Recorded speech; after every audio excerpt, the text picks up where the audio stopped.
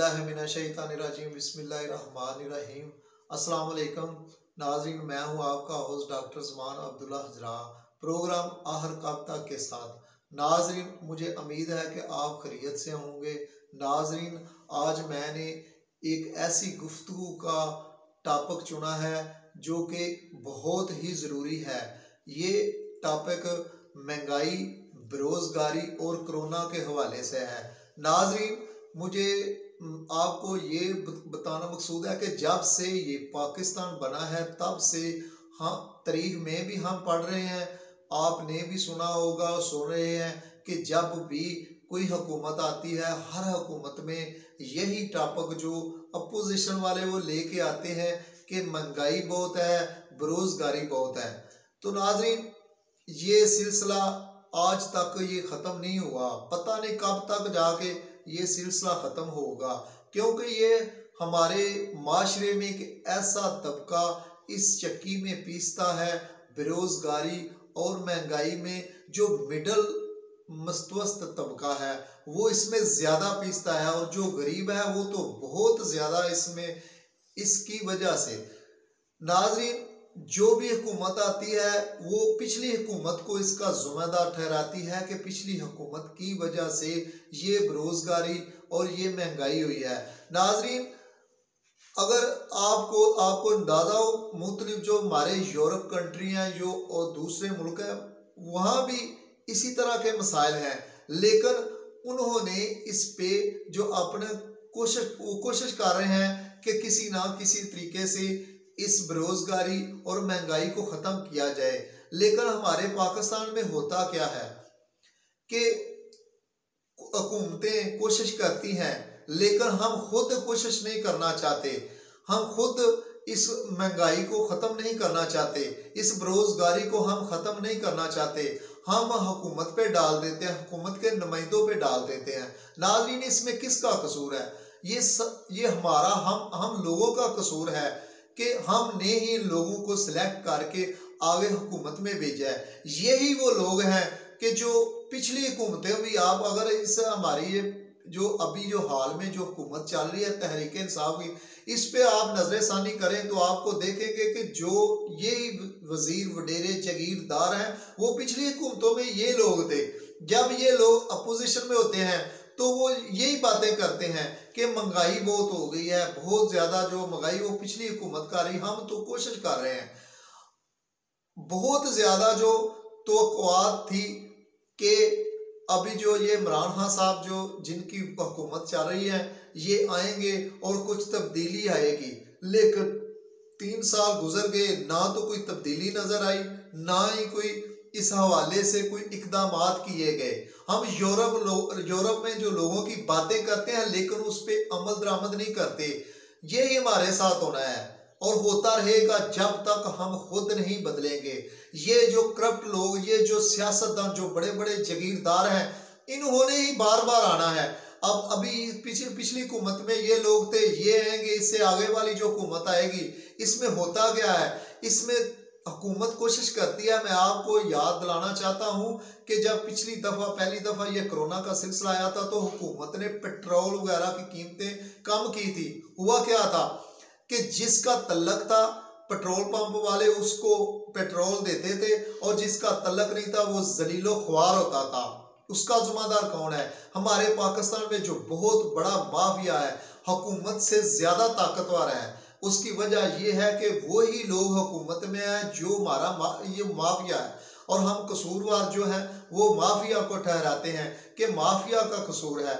Mafia असल में ये बेरोजगारी का ज्यादा जो और असर किस पे पड़ता है? गरीब लोगों के पास पड़ता है। अगर कोरोना की बात की जाए कि कोरोना के मसाइल के हवाले से बात की जाए तो कोरोना अल्लाह ताला की तरफ से जो हम पे ये एक बहुत बड़ा अजाब है, हमारे गुनाहों की वजह से, हमारे कामों की गलत कामों की वजह से, जो हम लोग हेरा फेरी जो भी काम करते हैं उसके हवाले से ये हमें सजा मिल रही है। और इसमें क्या है, इस कोरोना का फायदा कौन उठा रहा है? अमीर लोग उठा रहे हैं, माफिया उठा रहा है, और जो गरीब वो और पिसता चला जा रहा है और गरीब मजलूम होता चला जा रहा है। नाज़रीन, माफिया सरगर्म जब तक रहेगा पाकिस्तान में ना तो बेरोजगारी खत्म होगी और ना ही महंगाई खत्म होगी। और कोरोना का फायदा जो है, जो ये माफिया हासिल कर रहा है। गरीब तो हमेशा ही पिसता रहा है, पहले भी ये पिसता था, अब भी पिसेगा, क्योंकि जिसके पास पैसा होगा, दौलत होगी, वो कारोबार करेगा और अपनी मन मर्जी के जो कारोबार के रेट्स हैं वो लेगा। और गरीब मजबूर होके या तो वो खुदकुशी करेंगे या वो गलत कामों पे निकलेंगे।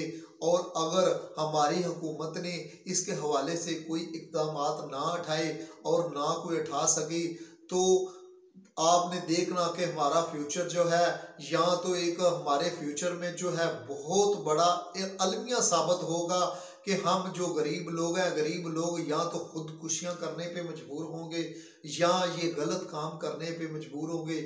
बड़े जो हैं, जो अमीर है, वक्त का तकाजा यही है। आप भी देख रहे हैं, हम लोग भी देख रहे हैं कि जो अमीर है वो अमीर तर होता जा रहा है और जो गरीब है वो गरीब होता जा रहा है। ना कोई पूछने वाला है। एक अगर एसी डीसी आता है तो वो अपना आते ही एक दफ़ा ऐसे पाँव जमाता है और बताता है अपने डिवीज़न में, डिस्ट्रिक्ट में बताता है कि मैं अभी अपॉइंटेड हुआ हूँ। और लोगों को आके तंग किसे किया जाता है? तंग गरीब आदमी को किया जाता है। रेडी वालों के साथ जो छोटे जिनका गुजारा मुश्किल से उन्होंने कुछ करना है, तो अपने घर में उनका जो चूल्हा है वो जलना है। लेकिन होता क्या है, उनके साथ जुल्म होता है। अगर एसी आया है, कोई बड़ा ऑफिसर आया है, फूड कंट्रोल वाले हैं, वो आते हैं, जो सबसे छोटा होटल होता है जिसपे हम गरीब लोग जो है खाना आसानी से खा सकते हैं, क्या होता है, वहां आके उसको सील कर दिया जाता है, उसे जुर्माना भर दिया जाता है। आपने मीडिया के जरिए देखा होगा कि ये जो हमारे वार्डन वाले भाई हैं, वो जो रक्षा बाण है, जो छोटे छोटे गरीब आदमी हैं, उनके साथ उनको पहले ही से उन्होंने चलान भर के रखे हुए होते हैं। वो आता है, उसे चलान थमा के दे देता है। शाम का उसके पास खाने के लिए कुछ नहीं होता है, उसे चलान लाजमी भरना होता है, क्योंकि सुबह उन्होंने उधर जाना होता है। हमारी महंगाई कंट्रोल करने में हुकूमत तो जिम्मेदार है ही है, लेकिन इसका सबसे बड़ा जुल्म जो हम लोग खुद हैं। खुदारा अगर देखें कि हमारे पाकिस्तान में तकरीबन 20 करोड़ के करीब आबादी है, अगर इसमें तकरीबन 30% लोग भी इस पर अमल करना शुरू कर दें, तो हम आने वाले वक्त में इस जिल्लत, इस रसवा की ज़िंदगी से हम बच सकते हैं। हमारी बेरोज़गारी काफ़ी हद तक कवर हो सकती है। हमारी महंगाई जो है वो कंट्रोल हो सकती है। अगर आप यही उम्मीद लगा के रखेंगे ना कि आने वाली हुकूमत ये करेगी या जाने वाली हुकूमत ये कर रही है, तो ये महज स्वाए इस हमारी खुश फहमी की, इसके अलावा हमें कुछ ना इससे पहले कभी हासिल हुआ है ना इसके बाद हासिल हुआ है। नाज़रीन, मैं आपको बताता चलूँ कि ये हमारे वजीर हैं, जो अभी पीछे आटे का बहरान था चीनी के हवाले से, हाल ही में आप देख लें कि जहांगीर तरीन और उनके बेटे और उन दमाद पे जो मुकदमे चलाए जा रहे हैं, इसमें किसका कसूर है? नाज़रीन, आप देखते हैं ये जो हमारे MP MN है, वो यहाँ जब इलेक्शन लड़ते हैं तो कितना खर्चा करते हैं। वो खर्चा भी तो उन्होंने पूरा करना है। वो किससे खर्चा पूरा करेंगे?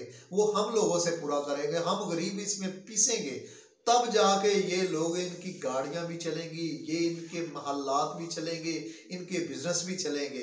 ठीक है, तो जहांगीर तरीन की अगर बात कर ली जाए तो नाज़रीन, किसी को इसका कुछ क्या आप लोगों को अंदाजा नहीं है कि इसके साथ इसने कितना हुकूमत के साथ तामन किया है, किस तरह ये इन्होंने अपना पैसा, अपना वसाइल ज़राए इस्तेमाल करके, तो अब उसने पूरे नहीं करने थे। इसमें किसका कसूर है? इसमें ये ही कहेंगे कि जो पिछली हुकूमत थी उसका कसूर है। पिछली हुकूमत आएगी तो हमारे सिस्टम ऐसा हो गया है, हमारा जो सियासत का निज़ाम ऐसा हो गया है कि अगर पिछली हुकूमत आएगी तो वो इनके ट्रायल कराएगी। जिस तरह पिछली हुकूमत के अभी ये ट्रायल करा रहे हैं, तकरीबन 3 साल हो गए हैं, कभी किसी को खजाने में कुछ मिला है? कुछ भी नहीं मिला।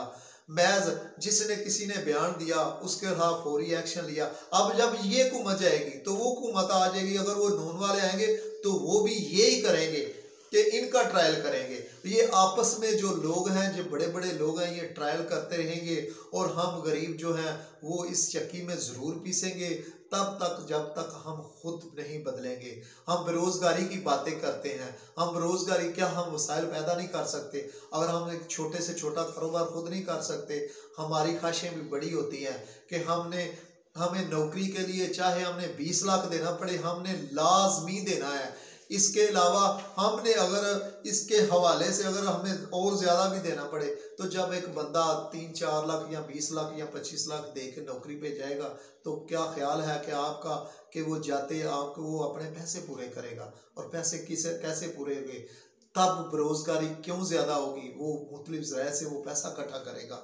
तो जब तक हमारा हम सिस्टम की तो बातें करते हैं, सिस्टम की बातें करने से पहले आप अगर ये बैकवर्ड इलाकों पे जाके अपने पंजाब, जनूबी पंजाब और बहुत सारे इलाकों में देखें, तो आपको अंदाज़ा होगा कि कैसे लोग ज़िंदगी बसर कर रहे हैं। पीने का पानी मुयस्सर नहीं है, खाने के लिए रोटी मुयस्सर नहीं है, लेकिन कौन पूछेगा?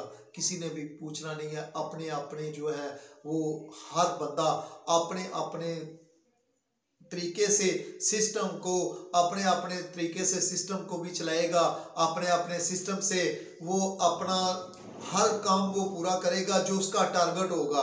कोई गरीब की तरफ नहीं देखेगा। तो खुदारा मैं आपसे यही आखिर पे गुफ्तगू करना चाहता हूँ कि ये बेरोजगारी का जो रोना धोना है वो हम भी कोशिश करें, और हुकूमत वक़्त को भी चाहिए, इमरान खान साहब को चाहिए, चीफ ऑफ आर्मी स्टाफ साहब को चाहिए, चीफ ऑफ जस्टिस को चाहिए कि इसका फौरी नोटिस ले। नोटिस ये सिर्फ नोटिस बोर्डों पे नहीं ले, खुद नोटिस लें, और जो मुतलका डीसीओ वगैरह अगर वो नोटिस लें। नाज़रीन आपको बताता जो अगर एक थाने का एसएचओ ठीक हो जाए तो एक अमला जो है वो ऑटोमेटिक खुद बहुत जो सही हो जाएगा। अगर एक थाना सही हो जाए तो उसका इलाके में पुरअमन रहेगा। गरीब लोगों को ये तंग करना छोड़ दीजिएगा। गरीब लोग क्या करेगा?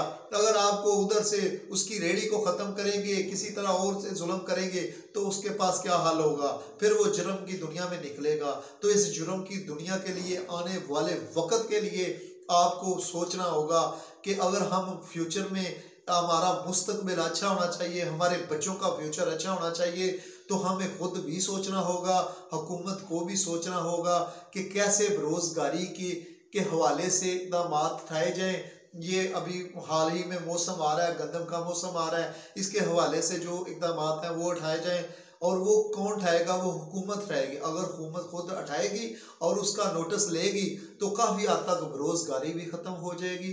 और जो हमारी ये जो हम भी दुआ है, आप भी दुआ वो है, आप भी दुआ करें कि अल्लाह ताला इस कोरोना जैसी बीमारी वबाई वाली पूरी दुनिया में फैली हुई है। लेकिन देखें आप, अगर कोरोना से हवाले से मैं आपसे थोड़ी सी गुफ्तगू करना चाहता हूँ कि अगर कोरोना की बात की जाए तो जब तक डंडा हाथ में नहीं ना होता तब तक हम असरअंदाज नहीं करते। हुकूमत कह रही है कि आप मास्क का इस्तेमाल करें, खुद फासला रखें, सारे इक़दाम कर रहे हैं, क्या हो रहा है?